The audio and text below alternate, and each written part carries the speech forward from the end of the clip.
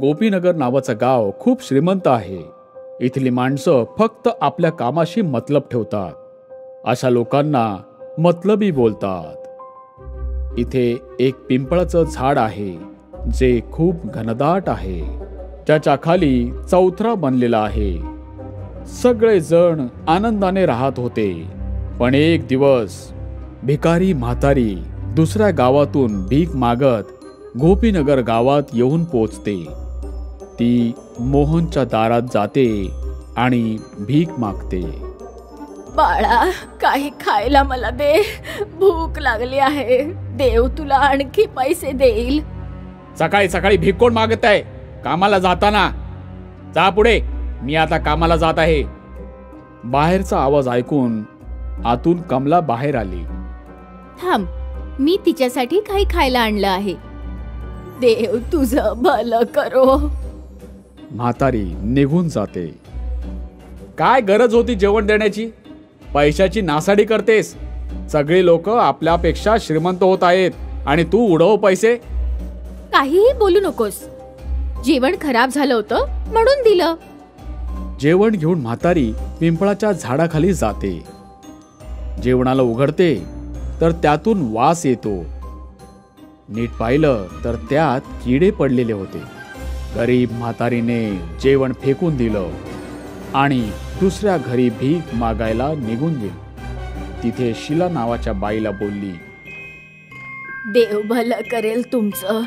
मला काही खायला द्या, पण घाणेरडं अन्न देऊ नका. मी आधीच आजारी आहे, अजून आजारी पडेन. आहा, एक तर भीक मागतेस, वरून फरमाईश. जा, माझ्याजवळ तुला द्यायला नाहीये काही. गरीब म्हातारी इथून दुसरीकडे जेवण मागायला निघून गेली. एका माणसाने थोडंसं जेवण दिलं. बाळा, थोडंसं अन्न आणखी दे, याने तर पोटही भरणार नाही. बघ, यापेक्षा जास्त नाही देऊ शकत. महागाई आहे. पेट्रोल किती महाग झालं आहे माहित आहे? गरीब म्हातारीला गावातल्या लोकांकडून इतकी कमी भीक मिळाली की त्याने तिचं पोट अजिबात नाही भरलं. काही दिवसातच ती आणखी अशक्त झाली. जास्त उष्णता असल्या कारणाने म्हातारीला खूप तहान लागते. आजूबाजूला पाणी न मिळाल्यामुळे ती लोकांच्या घरी जाऊन पाणी मागायला लागते. पण तिथली लोक इतकी मतलबी आहेत की गरीब म्हातारीला पाणीही देत नाही. कोणीतरी मला पाणी द्या, कोणीतरी मला पाणी द्या. तिला कोणीही पाणी देत नाही. माणसं तिला बघताच पळवून लावायची. लोकांच्या घरी जाऊन ती फार थकलेली होती, पण तिला कोणी पाण्याचा एक थेंब नाही दिला. चालून चालून ती त्या पिंपळाच्या झाडाखाली जाऊन पोचते. काही वेळानंतर आजार आणि पाणी न मिळाल्याने म्हातारी तिथेच मरते. म्हातारी मेल्यानंतर तिथे विचित्र अशा घटना होऊ लागतात. जेव्हा रात्री लोक झोपलेले होते तेव्हा मध्यरात्री एका बाईच्या रडण्याचा आवाज यायला लागतो.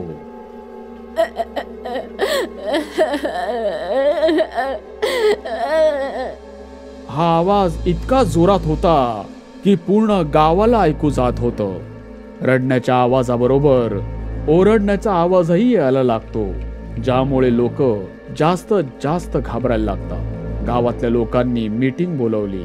सगळे लोक त्याच पिंपळाच्या झाडाजवळ जमा झाले. गावकऱ्यांनो, हे काय होत आहे? गावात रोज एक बाईच्या रडण्याचा आणि ओरडण्याचा आवाज येतो. यावर काय उपाय आहे? माझी मुलं फार घाबरत आहेत. यावर उपाय आहे. सगळे जण आपापल्या घरात संध्याकाळी हनुमान चालीसा लावा. यानंतर आवाज यायचा बंद झाला.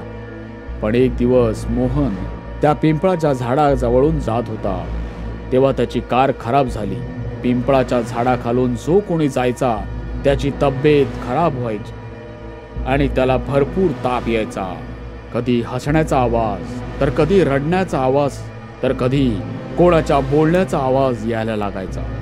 या गोष्टी लोकांच्या मनात आणखी भीती वाढवत होती.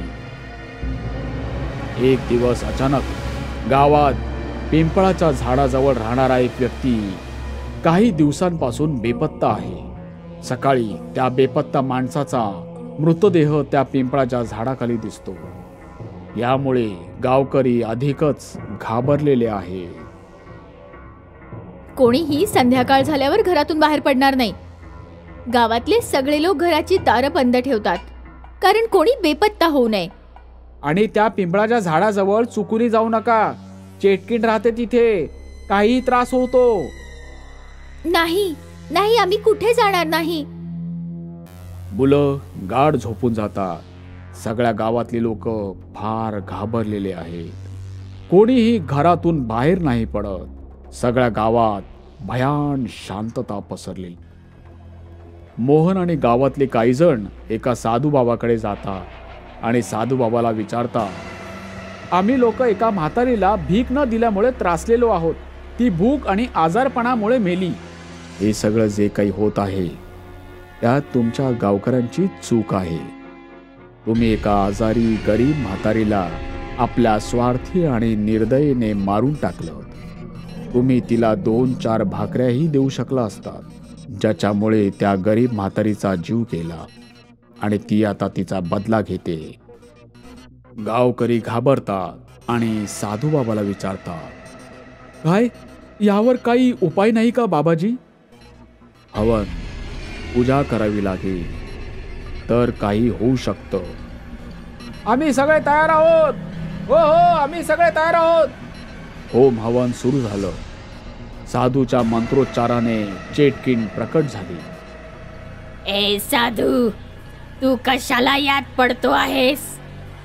तू तुझ्या रस्त्याने निघून जा, नाहीतर तुलाही मृत्यू मिळेल. बघ, माणसांकडून चूक होते. तू सांग, तुला काय हवंय? तुझ्या नावाचं मंदिर बनवायचं? लोकांना त्रास देणं सोडून दे.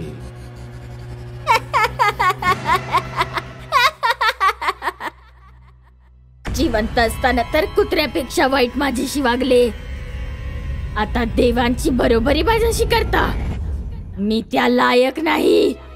मी चेटकीण आहे, चेटकीण. काहीतरी उपाय असेल ज्यामुळे तू गावकऱ्यांना माफ करशील?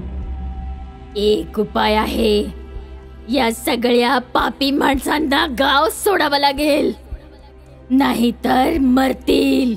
साधू, तूही निघून जा, कारण गुन्हेगारांबरोबर गुन्हा न केलेलेही मारले जातात.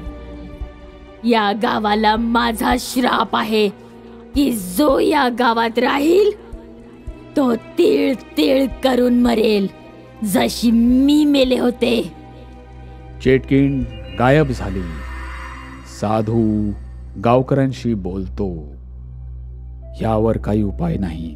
जोपर्यंत तो तिचा बदला घेत नाही, ती शांत नाही होणार. हळूहळू लोक आजारी पडायला लागले. आजारपण वाढत जात होतं, ज्यामुळे गोपीनगरवाल्यांनी मजबुरीने गाव सोडून दुसऱ्या ठिकाणी जावं लागलं. लोकांना एका चुकीमुळे आपलं घर, संपत्ती सगळं सोडून जावं लागलं. आता हे गाव निर्मनुष्य झालं आहे. इथे कोणी येत नाही का कोणी राहत नाही.